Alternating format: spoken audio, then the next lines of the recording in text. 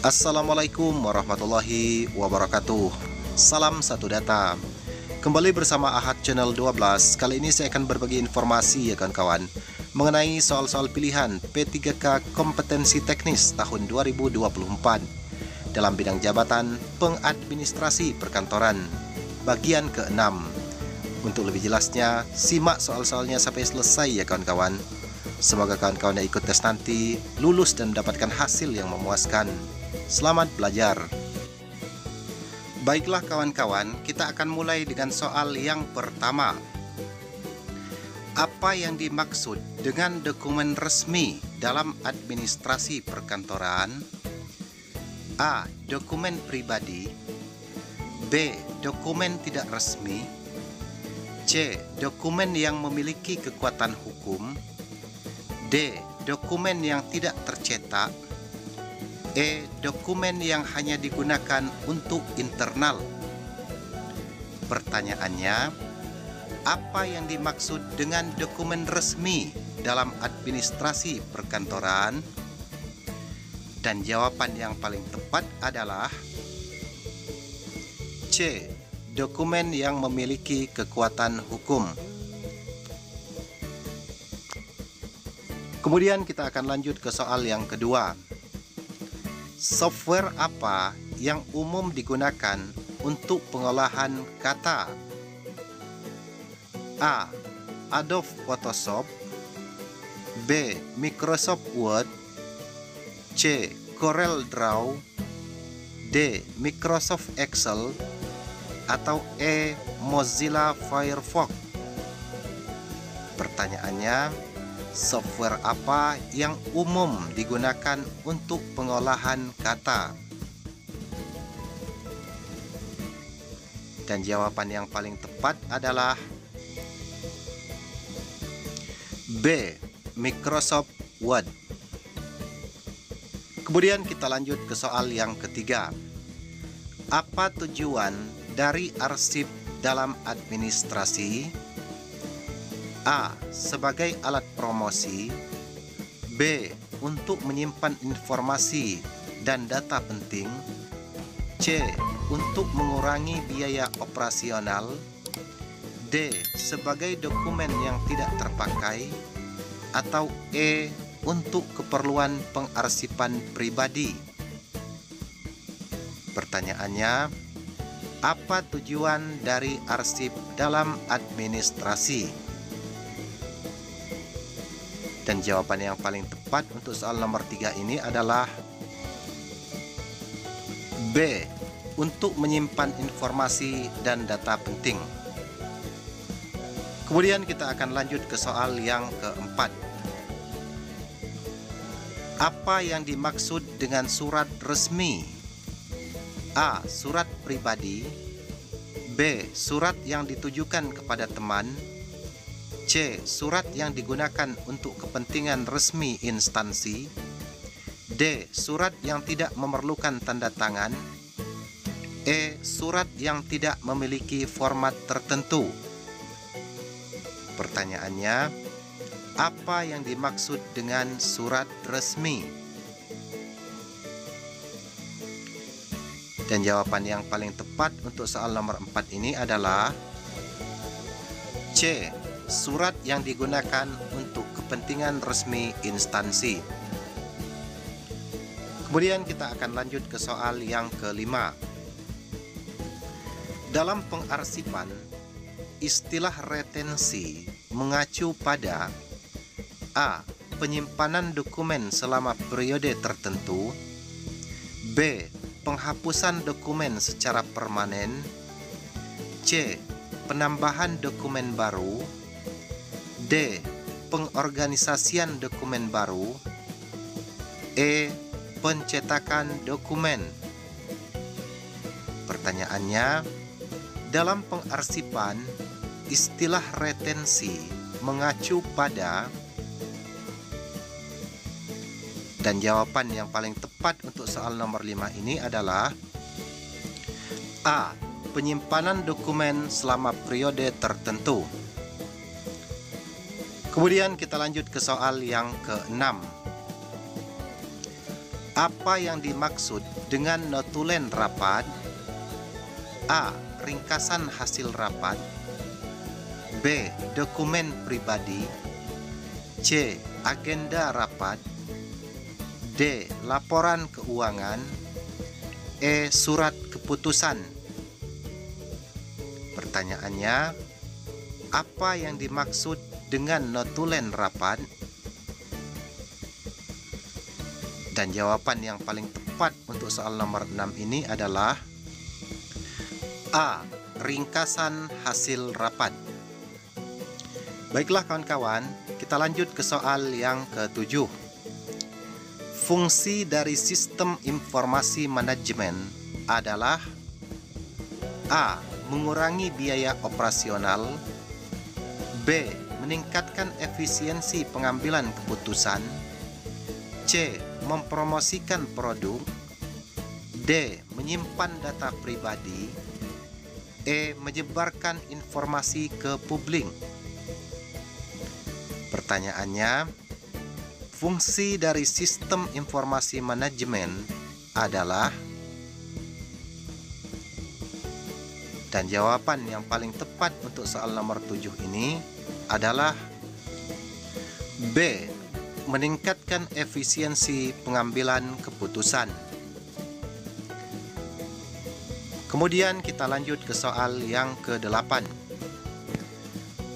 Apa yang harus dilakukan jika menemukan kesalahan dalam dokumen resmi? A. Mengabaikan kesalahan. B. Mengubahnya tanpa pemberitahuan. C. Melaporkan kepada atasan dan melakukan perbaikan. D. Membuang dokumen tersebut. Atau E. Menyimpan kesalahan tersebut. Apa yang harus dilakukan jika menemukan kesalahan dalam dokumen resmi? Dan jawaban yang paling tepat untuk soal nomor 8 ini adalah C. Melaporkan kepada atasan dan melakukan perbaikan. Kemudian kita lanjut ke soal yang ke-9. Software apa yang biasanya digunakan untuk membuat presentasi? A. Microsoft Word. B. Microsoft PowerPoint. C. Microsoft Excel. D. Adobe Acrobat. C. Notepad. Pertanyaannya, software apa yang biasanya digunakan untuk membuat presentasi? Dan jawaban yang paling tepat untuk soal nomor 9 ini adalah B. Microsoft PowerPoint. Kemudian kita lanjut ke soal yang ke-10. Apa tujuan dari pengaturan jadwal kerja? A. Meningkatkan biaya operasional. B. Mengurangi produktivitas. C. Memudahkan koordinasi dan efisiensi kerja. D. Menghindari komunikasi antar pegawai. E. Menambah beban kerja. Pertanyaannya, apa tujuan dari pengaturan jadwal kerja? Dan jawaban yang paling tepat adalah C. Memudahkan koordinasi dan efisiensi kerja. Kemudian soal selanjutnya. Apa yang dimaksud dengan faksimil? A. Salinan dokumen yang ditandatangani. B. Salinan dokumen yang dikirim melalui faks.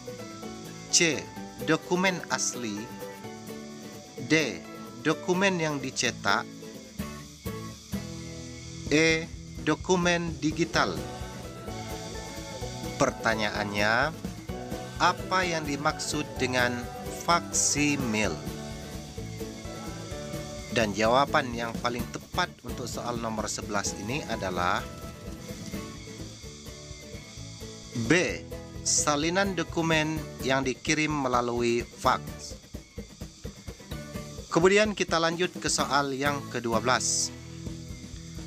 Ketika menyusun laporan, bagian mana yang harus ada di awal? A. Kesimpulan. B. Pendahuluan. C. Daftar pustaka. D. Lampiran. E. Ringkasan. Pertanyaannya, ketika menyusun laporan, bagian mana yang harus ada di awal? Dan jawaban yang paling tepat adalah B. Pendahuluan. Kemudian kita lanjut ke soal berikutnya. Apa itu pengolahan data? A. Proses mengubah data mentah menjadi informasi yang berguna. B. Penyimpanan data tanpa pengolahan. C. Proses mencetak data. D. Penghapusan data yang tidak diperlukan. E. Pengorganisasian data di komputer. Pertanyaannya, apa itu pengolahan data? Dan jawaban yang paling tepat adalah A. Proses mengubah data mentah menjadi informasi yang berguna. Kemudian kita lanjut ke soal yang ke-13. Apa langkah pertama yang harus dilakukan saat menerima surat? A. Membuangnya. B. Membaca dan memeriksa isi surat. C. Mengarsipkan langsung. D. Mengirimkan kepada orang lain. E. Mengubah isi surat. Pertanyaannya, apa langkah pertama yang harus dilakukan saat menerima surat? Dan jawaban yang paling tepat adalah B. Membaca dan memeriksa isi surat. Kemudian kita lanjut ke soal berikutnya. Dalam konteks administrasi, apa itu prosedur? A. Langkah-langkah yang diambil dalam suatu proses. B. Dokumen yang tidak perlu diikuti. C. Keputusan yang diambil secara mendadak. D.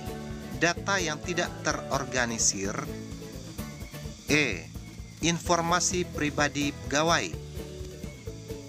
Pertanyaannya, dalam konteks administrasi, apa itu prosedur? Dan jawaban yang paling tepat adalah A. Langkah-langkah yang diambil dalam suatu proses. Kemudian kita lanjut ke soal berikutnya. Apa yang dimaksud dengan daftar hadir? A. Laporan keuangan. B. Bukti kehadiran peserta dalam suatu acara. C. Daftar produk yang dijual. D. Dokumen pribadi. E. Agenda rapat. Pertanyaannya, apa yang dimaksud dengan daftar hadir? Dan jawaban yang paling tepat adalah B. Bukti kehadiran peserta dalam suatu acara. Kemudian kita lanjut ke soal berikutnya.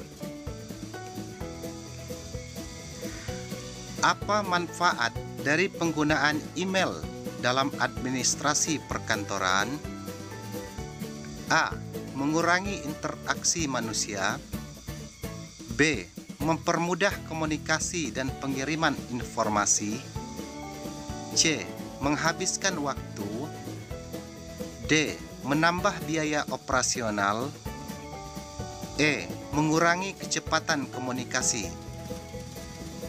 Pertanyaannya, apa manfaat dari penggunaan email dalam administrasi perkantoran?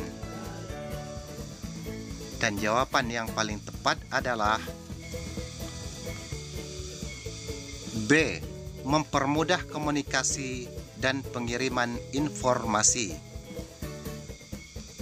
Kemudian kita lanjut ke soal berikutnya. Apa yang sebaiknya dilakukan saat menyusun dokumen? A. Mengabaikan format. B. Menggunakan tata bahasa yang baik dan benar. C. Menggunakan warna yang mencolok. D. Menulis dengan tangan. E. Menghindari penggunaan header dan footer. Pertanyaannya, apa yang sebaiknya dilakukan saat menyusun dokumen? Dan jawaban yang paling tepat adalah B. Menggunakan tata bahasa yang baik dan benar. Kemudian kita lanjut ke soal berikutnya. Apa arti dari komunikasi formal? A. Komunikasi yang tidak terstruktur. B. Komunikasi yang dilakukan dalam konteks resmi. C. Komunikasi antar teman. D. Komunikasi yang tidak memerlukan dokumentasi. E. Komunikasi yang dilakukan secara lisan. Pertanyaannya, apa arti dari komunikasi formal? Dan jawaban yang paling tepat untuk soal berikut ini adalah B. Komunikasi yang dilakukan dalam konteks resmi. Kemudian kita lanjut ke soal yang terakhir. Apa yang perlu diperhatikan saat membuat surat resmi? A. Menyertakan banyak gambar. B. Menggunakan bahasa santai. C. Mengikuti format dan tata bahasa yang sesuai. D. Menulis dengan tinta warna-warni. E. Mengabaikan penerima surat. Pertanyaannya, apa yang perlu diperhatikan saat membuat surat resmi?